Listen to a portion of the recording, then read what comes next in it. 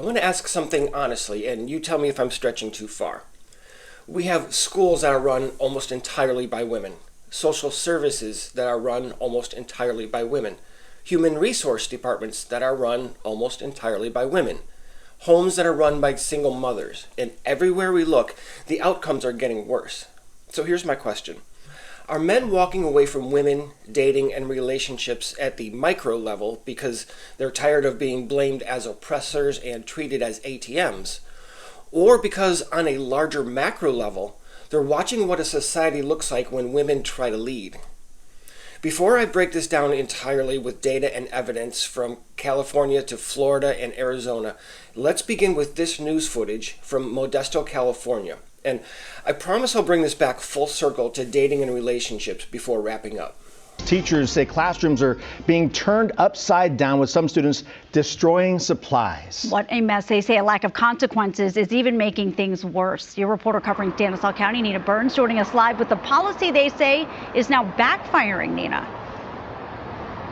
That's right, Marley and Steve. Now, teachers say the current discipline policy, which is PBIS, is supposed to reward students for good behavior, but they say it has the opposite effect, and it is currently rewarding students for acting out. This is typical of our TKK classrooms. Destroyed classroom after destroyed classroom. That's what Modesto City School District teachers say is a common occurrence. It's a post-COVID world, if you will. President of the Modesto Teachers Association, Jennifer McGrath, says the trend in violence and destruction in students peaked after the pandemic, when students came back to a different set of rules. Coming back to school was not easy, and so the school districts had to do a lot of quick fixes to be able to get these kids to come back to school. We kind of lessened a lot of the requirements for the students.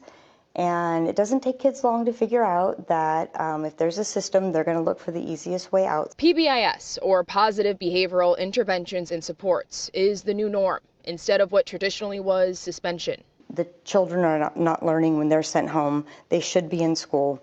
And so that's why this practice got put into place. It's an alternative to try to deter behaviors in a positive way. So when a child destroys a classroom like this, they're sent into the office. What's been happening is they get counseled, and then they would come back with a bag of chips, or they would come back with a juice box or a prize or something. Something McGrath says rewards the wrong type of behavior. When we start digging into issues like this, the pattern is too consistent to ignore. Across the country, the overwhelming majority of institutions that deal with children, whether it's schools, social services, early childhood programs, family courts, or even therapy and counseling, they're all staffed almost entirely by women, and that's a statistical fact. As we continue, I want to reinforce that in each of the sources I'm including in this video present excuses for poor school systems, but none include the fact that the majority of students are coming from single mother homes and have no consistent male authority in their life. Elementary schools nationwide are roughly 84% female in the teaching ranks. And depending on the state, administrative leadership is often 70 to 90% female as well. In districts like Modesto, California, the numbers are extreme. Their K-6 teacher distribution shows entire grade spans containing 0 male educators at all. The Modesto staff data shows a workforce that is demographically female, politically constrained, and structurally incapable of delivering the masculine consistency, predictability, and boundary setting that young students, especially boys, require. In fact, let's take a look at California's own data of men in teaching and administrative positions in Modesto City grades K-6 non-charter and elementary schools. 16% of teachers are men, which has been decreasing over the past 6 years.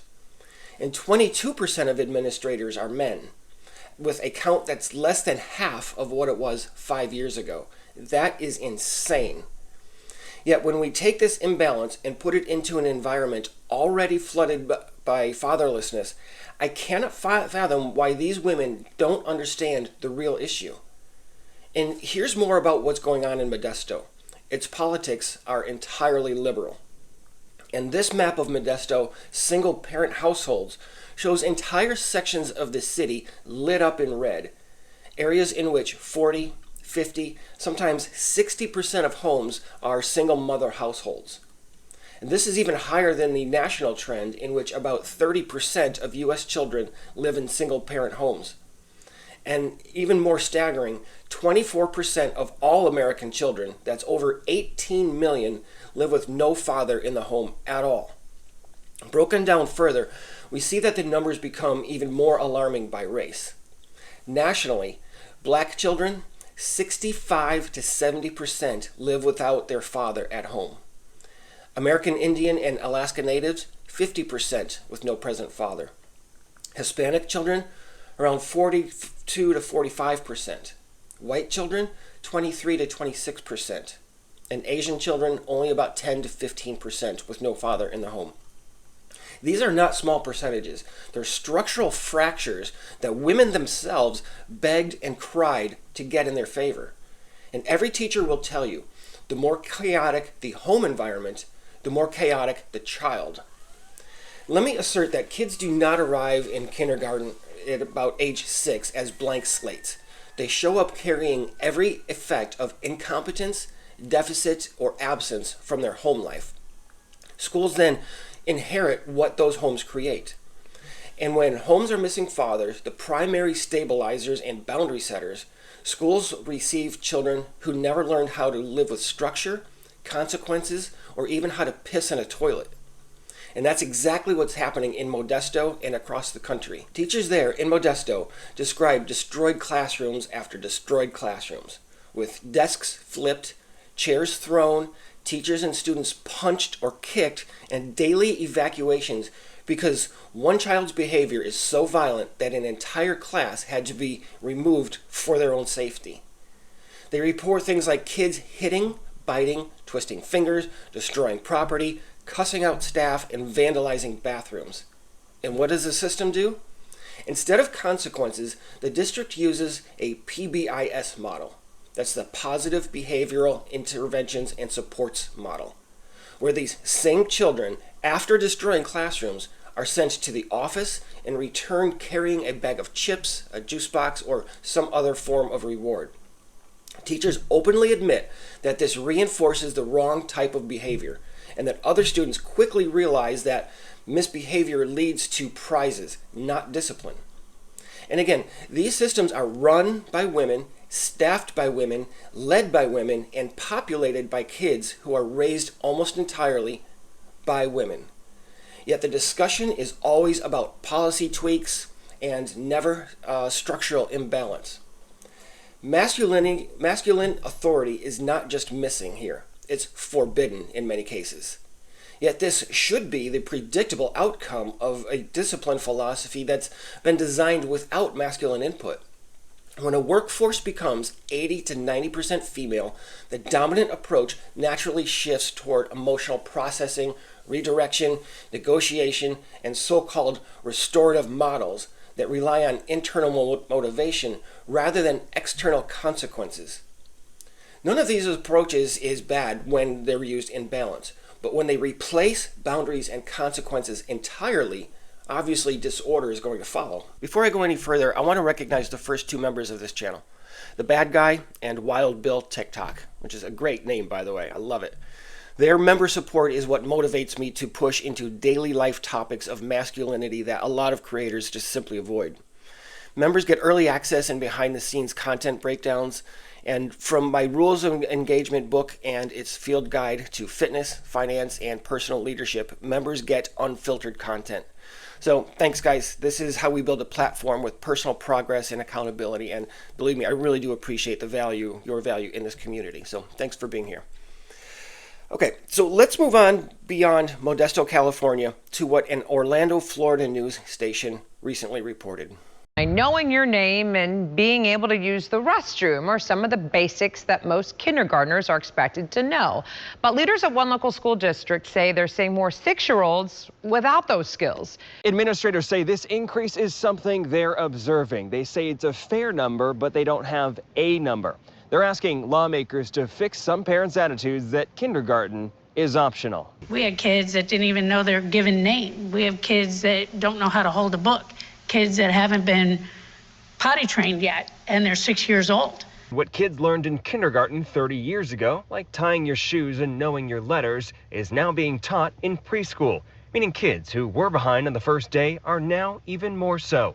We asked her why she believes these other skills are lacking. She says kids are looking at screens too much. Students and children need to be talking to each other. They need to be talking to their families. They need to be playing inside and outside. That's where so many things are taught, is through language and conversation. District leaders sent lawmakers a series of proposals, including tightening attendance to 5 unexcused absences, lowering the mandatory school age to 5 years instead of 6, and lengthening private kindergarten instruction by an extra hour per day. There's also talk of making pre-K mandatory. And here we see the upstream version of the same school collapse. Teachers admitting that more and more 6-year-olds show up not knowing their name, unable to hold a book, and not knowing how to use a fucking toilet. And man, that just pisses me off. 30 years ago, these were considered preschool skills at age 6.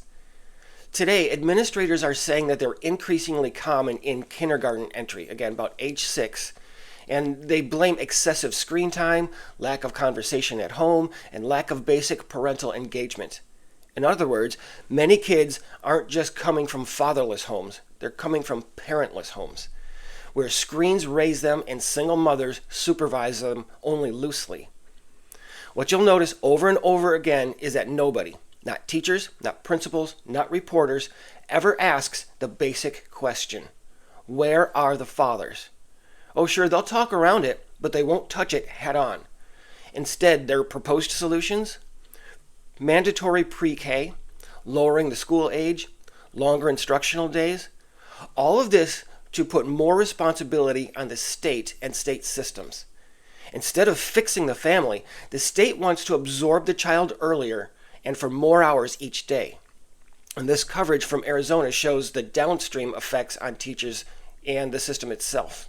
Since the start of the school year, the Arizona Department of Education said more than 1,000 teachers left the profession. We're taking a look at the teacher shortage crisis and what school districts are doing to overcome that. I'll give you guys 2 minutes to work on that. Within these 4 walls of Dysart schools, students are not the only ones learning. Educators who are just starting a new profession are as well. Dysart Unified this year expanded its educator prep program to include general education teachers. This is a grow your own teacher program with people who have a bachelor's degree switching to a teaching career. It's job embedded training plus an additional 150 hours of professional development outside of the school day in which we train our teachers to be effective in the classroom. This teacher shortage has been a crisis for years. This is a intolerable situation. According to new numbers from the Arizona Department of Education, more than 1,000 teachers left the profession since the start of the school year. More than 4,200 teaching positions remained vacant, being filled by long-term substitutes and part-time alternatives. 1,400 remain completely unfilled. While Horn says teacher salaries need to be raised and administrators need to support teachers more on discipline, more districts are turning to grow your own programs, going from 3 districts and 5 programs in 2021 to now 22 districts and 50 programs. So Arizona reports over 1,000 teachers quitting before the school year even starts, and nearly 3,000 positions statewide either vacant or filled with long-term substitutes. Districts are now relying heavily on so-called grow-your-own programs that fast-tracks aides, paraprofessionals, and stay-at-home mothers into teaching roles through minimal coursework and on-the-job training. It's so ridiculous. And yes, these pipelines are almost entirely female. And while many of these women may very well be sincere and caring, they are entering classrooms that require long behavioral management, firm boundaries, and emotional control. And they're being placed into those rooms with almost no training, and even less of those traits themselves. Administrators have been told to focus on positive reinforcement, to avoid suspensions, and reduce exclusionary discipline. All of those policies are stemming from ideological frameworks that ignore behavioral realities. In all of these news videos, the women describe symptoms like misbehavior, chaos, violence, kids being unprepared, but never the cause, Schools are an extension of the home, and when homes lack fathers, which is exactly what women want and take pride in, then schools inherit that fallout. And that is the root issue that everyone avoids. To round it all out, there are also thousands of women making videos like this former teacher with 23 years of experience. Newsflash, the system is broken, y'all. And the real problem isn't even money. It's about the value that society places on education. When you consistently underfund and undervalue something as vital as education, you get the results that we're seeing today. It's the way that we approach education in this country. It's outdated, and we're not teaching the skills needed for 21st century jobs. This is not a quick fix, y'all, because the entire model needs to change. Throughout her video, this woman describes overcrowded classrooms, impossible special ed loads, underfunding, constant micromanagement, scripted lesson plans, rigid district mandates, and leadership so disconnected from real classrooms that teachers are punished for doing what students actually need. And all the while ignoring the fact that women are running our education systems. This woman even speaks about her colleagues crying in her classroom and first-year teachers abandoned to 15 preschoolers with no training. Her experience reveals the same and more intimate internal collapse, that the system pushes out any adult, male or female, who tries to restore structure, enforce standards, or simply say no. So the machine protects itself, not the kids. So let me break this down for simplicity. A generation of kids raised without fathers, a school system led almost entirely by women, a discipline structure built without masculine input, a national teacher shortage removing the few boundary setters who remain, entire neighborhoods in which fatherlessness exceeds 50%, 6-year-olds in diapers, female-heavy hiring pipelines replacing experienced staff with undertrained recruits, policies that reward misbehavior, no male authority in the home, the school, or the institution. And every source blames kids' failures on everything from the pandemic to improper discipline techniques, but not a single one of them addresses the collapse of the American family. If half of kids come from fatherless homes and the entire staff is female, then the discipline crisis, I think, is inevitable. And this is what I want to bring back full circle. So please, again, let me know if I'm onto something or if I'm way off. Modern men are not opting out of dating because they're afraid of commitment or intimidated by women. They're watching the real-world results unfold in real time of women-dominated systems. Schools, courts, social services, therapy, and HR departments. And guys are seeing the chaos, disorder, and emotional outpouring that women masquerade as policy, while ignoring a complete and utter collapse of standards and outcomes that they're responsible for. Men understand that celebrating single motherhood as empowerment has not led to stronger children, stronger families, or stronger communities. They see that a society with almost exclusively feminine decision-making produces environments in which boys spiral, teachers burn out, fathers are sidelined, and institutions erode as a result. So when I ask, am I stretching too far or am I onto something?